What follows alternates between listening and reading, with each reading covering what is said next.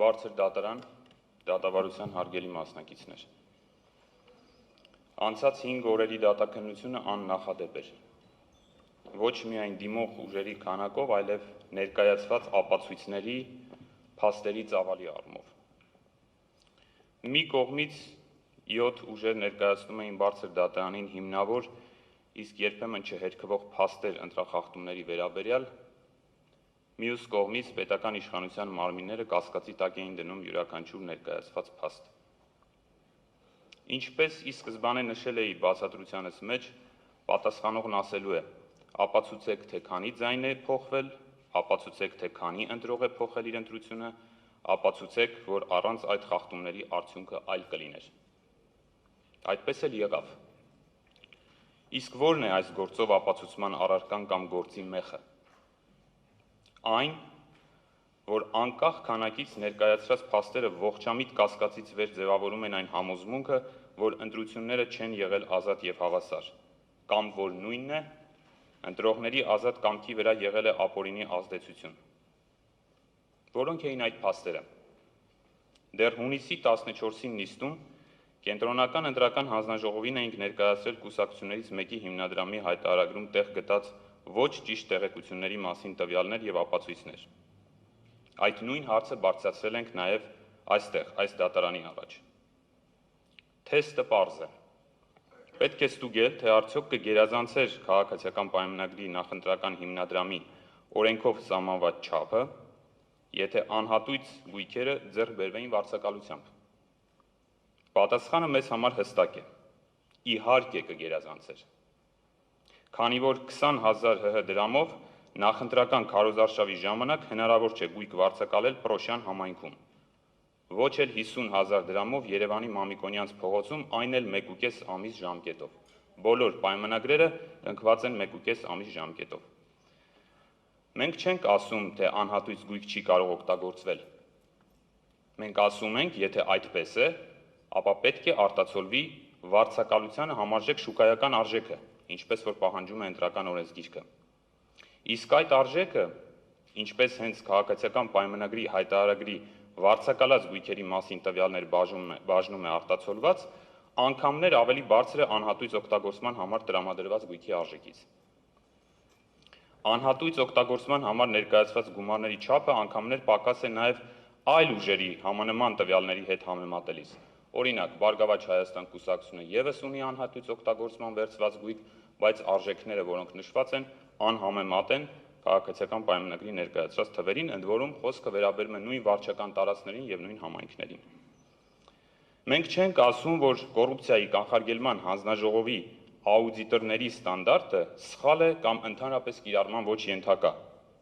Այդ ստանդարտը ուղղակի չի վերաբերում այս գործին եւ այս դեպքին, քանի որ ընտրական օրենսգրքի պահանջն է նշել ստացված գույքի կամ ծառայության, այս դեպքում անհատույց հանձնված գույքի պարագայում անհատույց ուրեմն գույքը անհատույց հանձնելու պայմանագրի շուկայական արժեքը։ Հետևաբար պետք է նշվեր մեկ շատ պարզ տվյալ, ինչ կարժենար անհատույց տրամադրված գույքը, եթե այն վարձակալվեր։ Եվ եթե նշվեր վարձակալության շուկայական արժեքը կավելանար այդ դեպքում նախընտրական հիմնադրամը, խոսքը վերաբերում է 130 անշարժ գույքերի։ Իհարկե կավելանար։ Համանման իրավիճակ ունենք նախընտրական քարոզարշավի ժամանակ նույն ուժի կողմից քարոզարշավի ընթացքում ներգրավված անձանց վարձատրության կամ վարձատրության բացակայության դեպքում այդ աշխատանքները շուկայական արժեքով հիմնադրամում արտացոլելու հետ։ Ընտրական օրենսգրքի 27-րդ հոդվածի առաջին մասի համաձայն ընտրություններին մասնակցող կուսակցությունները նախընտրական քարոզչության նախապատրաստման, կազմակերպման եւ իրականացման հետ կապված ծախսերը իրականացնում են նախընտրական հիմնադրամի միջոցների հաշվին բացառությամբ սույն օրենսգրքով նախատեսված դեպքերի։ Չեք գտնի մեկ դրույթ, որտեղ օրենսգիրքը բացառում է աշխատակիցների, քարոզիչների կամ բուկլետ բաժանողների վարձատրության կամ դրան հավասարեցված շուկայական արժեքի արտացոլումը հիմնադրամում։ Եթե պայմանական ընդունենք, որ դրանք չպետք է ներառվեին, ինչը այդպես չէ, հիմնադրամի ծախսերի բաժնում, ապա ինչու էր Կենտրոնական ընտրական հանձնաժողովը միասյան թևերից պահանջում ներկայացնել բոլոր աշխատակիցների շուրջ 260, մոտ 260 աշխատանքային կամ ծառայությունների մատուցման պայմանագրերը եւ դրանք ներառել նախընտրական հիմնադրամում։ Հիմա ունենք հետեւյալ իրավիճակը։ Ըստ այստեղ ներկայացված փաստերի, քաղաքացիական պայմանագրի 588 գրասենյակներում առնվազն 1 աշխատակից կարող էր լինել։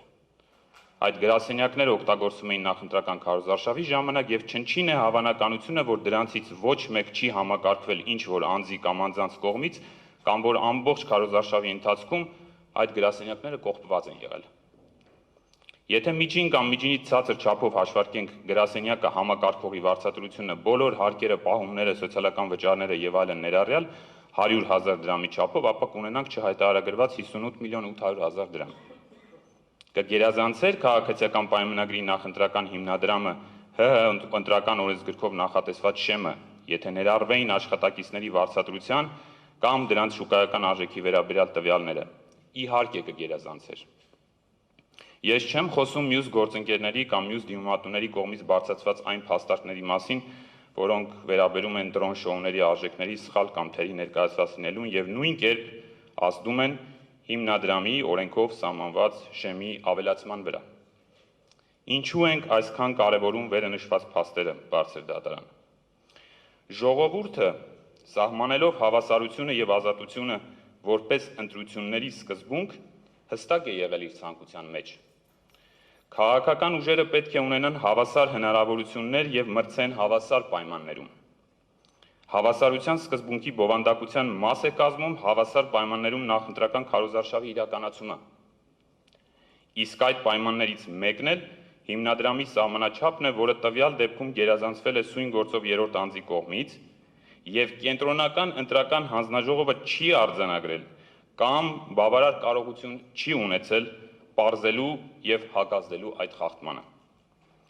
Ինչ տեղի կունենար, եթե քաղաքացիական պայմանագրի նախընտրական հիմնադրամում արտացոլվեին չհայտարարագրված կամ պակաս հայտարարագրված գումարները։ Ըստ ընտրական օրենսգրքի 27-րդ հոդվածի 3-ից 5-րդ կետերի կիրառման հերթականության, կենտրոնական ընտրական հանձնաժողովի դիմումի հիման վրա դատարանը ուժը կորցրած է ճանաչելու սույն գործով երրորդ անձի ընտրական ցուցակի գրանցումը, եւ սա իմպերատիվ պահանջ է։ Հավասարության սկզբունքի խախտման մեկ օրինակ եւս, ամենապարզ դրսևորմամբ։ Դուք բոլորդ այս դալիճում ներկա գտնվողները կարծում եմ տեսել եք նարնջագույն սրտիկներով կապույտ մեքենաները։ Դրանք 1-2 օր նույնիսկ կանգնած էին Սահմանադրական դատարանի շենքի դիմաց։ Դրանք բոլորը, անխտիր բոլորը, կահավորված են Հայաստանի Հանրապետության կառավարության 2005 թվականի 2137N որոշմամբ սահմանված կարգի խախտմամբ։ Այդ կարգի խախտումը առաջ է բերում վարչական պատասխանատվություն վարչական իրավախախտումների վերաբերյալ օրենսգրքի 124.2 հոդվածի հիման վրա, իր բոլոր հետևանքներով, այսինքն վարչական տուգանքի նշանակում եւ իրավախախտման վերացում, այլ կերպ ասած, այդ տեսքով մեքենաները այլևս չպետք է շահագործվեին քարոզարշավի ընթացքում։ Ամբողջ քարոզարշավի ընթացքում դրանք շրջել են Երևանում եւ տարբեր համայնքներում, իսկ առանձին դեպքերում նույնիսկ պարեկների ուղեկցությամբ։ Մեր մայիսի 13-ի հարցմանը, թե տուգանվել են արդյոք այդ մեքենաները կամ դրանց վարորդները կամ այն շահագործող ընկերությունը, ոստիկանությունը ուշադրություն, մայիսի 13-ին դիմել ենք, հունիսի 5-ին նախընտրական քարոզարշավի նախավերջին օրը միայն պատասխանել է, որ դա անձնական տվյալ է եւ չի կարող նման տեղեկություն տրամադրել։ Ինչ վերաբերում է կառավարության որոշման խախտման հիմքով վարույթ հարուցելուն, ապա ոստիկանությունը կձեռնարկի միջոցներ իր լիազորությունների սահմաններում։ Արդեն քարոզարշավը ավարտվել էր։ Ի հակադրումը սրա մեր ուժի կողմից օգտագործվող տրանսպորտային միջոցների վարողների նկատմամբ կիրառվել են վարչական պատասխանատվություն քարոզարշավի ժամանակ, իբրև թե իմ կողմից քիչ առաջ հիշատակված կառավարության որոշման կանոնների խախտման պաստառապատում իրականացնելու եւ այդպես տրանսպորտային միջոցները վարելու համար այդ որոշումները մենք ստիպված ենք եղել բողոքարկել եւ վարույթները կարճվել են, այսինքն տուգանքները վարչական պատասխանատվության ենթարկելու որոշումները եղել են ակնհայտ անհիմն։ Ինչու պետք է նույն իրավական ակտով սահմանված կանոնները գործեն մեկ կուսակցության համար եւ ոչ մյուսի նկատմամբ։ Կամ ոստիկանությունը ցուցաբերի լոյալ վերաբերմունք այդ պահին իշխող կուսակցության նկատմամբ եւ ոչ իրավաչափ տուգանի ընդդիմությունը ներկայացնող ուժին։ Պետական բարձրաստիճան պաշտոնատար անձանց կողմից վախի մթնոլորտ ստեղծված լինելու, Իրականությանը չհամապատասխանող տվյալներ հրապարակելու վերաբերյալ այս դահլիճում ներկայացված գրեթե բոլոր փաստերը խնամքով սրբագրվում էին երրորդ անձի կողմից։ Օրինակ, երբ բերվեց փաստարկ առ այն, որ գործող վարչապետը հայտարարել է, որ ընդդիմության ձայների 70%-ը ընտրակաշառքի միջոցով է ձևավորված, երրորդ անձը դա ներկայացրեց որպես քաղաքական հայտարարություն եւ պնդեց, որ իրենց իրավական դիրքորոշումը դա չէ։ Այլ կերպ ասած, կիրառվում էր մոտավորապես այս տրամաբանությունը, ես հիշեցնեմ բարձր դատարան, որ եւ Արդարադատության միջազգային դատարանը եւ Մարդու իրավունքների եվրոպական դատարանը վաղուց ձևավորել են նախադեպային իրավունք, որով բարձրաստիճան պաշտոնատար անձած քաղաքական խոսքին տրվում է իրավական գնահատական։ Մեջբերումներ կարող եմ անել Չիրագովն ընդդեմ Հայաստանի վճռից 177-րդ պարագրաֆ եւ Նիկարագուան ընդդեմ ԱՄՆ-ի գործից Արդարադատության միջազգային դատարանի համապատասխան վճիռ 64-րդ պարագրաֆ։ Քաղաքական գործիչը չի կարող ուղղակի պնդել, որ արել է քաղաքական հայտարարություն եւ այդ հայտարարությունը չգնահատվի իրավական գործընթացներում։ Հիմա, եթե հայտարարվել է, որ 70%-ը ընտրակաշառքով են ընտրել, ուրեմն պետությունը չի ունեցել բավարար ռեսուրսներ ու միջոցներ ապահովելու հավասար պայմաններ, քանի որ ընտրակաշառքը եւս ուղղակի ազդեցություն ունի հավասարության սկզբունքի պահպանման համար։ Նույնը վերաբերում է ատելության հռետորաբանությունը, որը ծայրահեղ դրսևորումներ է ունեցել բարձր դատարան։ Եթե քաղաքացիական պայմանագիրը սահմանադրական մեծամասնություն չստանա, չեմ ասում հաղթի, սահմանադրական մեծամասնություն չստանա, սեպտեմբերին աղետաբեր պատերազմ է լինելու։ Սա ուղղակի մեջբերում էր Նիկոլ Փաշինյանի ելույթից։ Սա ընտրություններին մասնակցող կուսակցության թեկնածուի եւ նույն ժամանակ վարչապետի պաշտոնը զբաղեցնող անձի կողմից ուղիղ սպառնալիք է։ Քիչ թե շատ ընկալունակ ընտրողը հասկանում է մեկ բան. եթե քաղաքացիական պայմանագիրը չլինի, պատերազմ կլինի։ Բայց դարձյալ այս դահլիճում այդ ելույթներն ու խոսքերը ներկայացվեցին որպես քաղաքական կոշտ, սուր կամ չափազանցված եւ ազատ կամքի վրա ազդեցություն չունեցող։ Բարձր դատարան գործի լուծման իրավական ազդեցության տեսանկյունից էական չէ, թե կոնկրետ ում են ուղղված նման կոչերը՝ քաղաքական ուժին, ինչ որ խումբ մարդկանց, թե կոնկրետ անձի։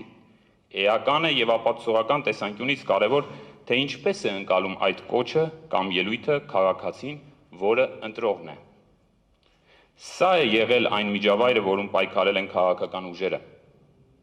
Ինչպես պատասխանողի, այնպես էլ երրորդ անձի կողմից պարբերաբար նշվում էր, որ այո, եղել են խախտումներ, բայց դրանց քանակը բավարար չէ արձանագրելու, որ ազդել են ընտրությունների արդյունքների վրա։ Սակայն բարձր դատարան անվավեր ճանաչելու թեստը ազդեցությունը որպես փաստ գնահատելու մեջ չէ։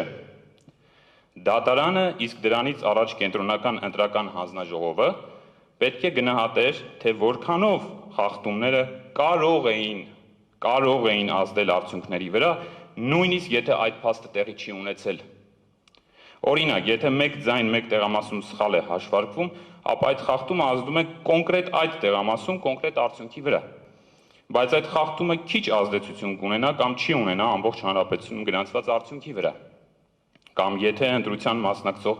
ուժերից մեկը իր հիմնադրամում պակաս է ցույց տվել մեկ աշխատակցի կամ մեկ տարածքի վարձակալության գումար, դա առաջ կբերի պատասխանատվության հարց ըստ ընտրական օրենսգրքի, բայց չի կարող ազդեցություն ունենալ համապետական ընտրության արդյունքի վրա։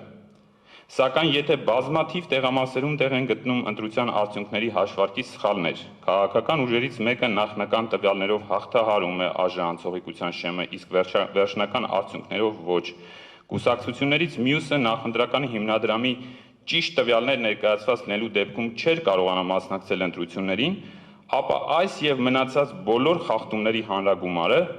ողջամիտ կասկածից վեր հաստատում է մեկ փաստ. խախտումները կարող էին ազդել ընտրության արդյունքների վրա։ Եթե լսենք հակառակը պնդող կողմերին, ովքեր պնդում են, թե բավարար չեն եղել խախտումները, որպեսզի հաղթահարեն անվավեր ճանաչելու շեմը, ապա հարց է առաջանում. քանի հատ խախտում պետք է լիներ, որպեսզի ազդեցություն ունենար արդյունքների վրա։ Կա արդյոք որևէ մեկը այս դահլիճում, որ կարողանա հնչեցնել թիվ արդեն այս պահին առկա արդյունքների վերաբերյալ, թե քանի խախտման դեպքում մենք կունենանք ազդեցություն արդյունքների վրա։ Չկա եւ չի կարող լինել։ Բարձր դատարան, այս դալիճում ներկայացրած փաստերը եւ ապացույցները չեն հերքվել, դրանց վերաբերյալ ներկայացվել է բացատրություն կամ բարձաբանում, որը չի փոխում կամ վերացնում փաստի գոյությունը։ Ողջամիտ կասկածից վեր է, որ նախորդ 5 օրերի ընթացքում ներկայացված փաստերն ու ապացույցները վկայում են մեկ բանի մասին։ 2026 թվականի հունիսի 7-ի ԱԺ-ընտրությունները չեն անցել հավասարության եւ ազատության պայմաններում։ Այդ երկու սկզբունքները խախտվել են պարբերաբար եւ համակարգված ձևով։ Մեզ համար պարզ է դարձել մեկ բան. եթե ցանկանում ես հաղթել ընտրություններում, ապա պետք է անես այն բոլոր քայլերը, որոնք արգելված են ընտրական օրենսգրքով։ Ձեր կայացրած որոշումը կարևոր է Հայաստանի Հանրապետության Ձեր կայացրած որոշումը կարևոր է Հայաստանի Հանրապետության ամբողջ ժողովրդավարական զարգացման համար։ Այդ որոշումն է, որ կամ վերջ կդնի չփարատված կասկածներին, կամ էլ ավելի կխորացնի հասարակության մեջ արդեն 8 տարի ձևավորվող բևեռացումը։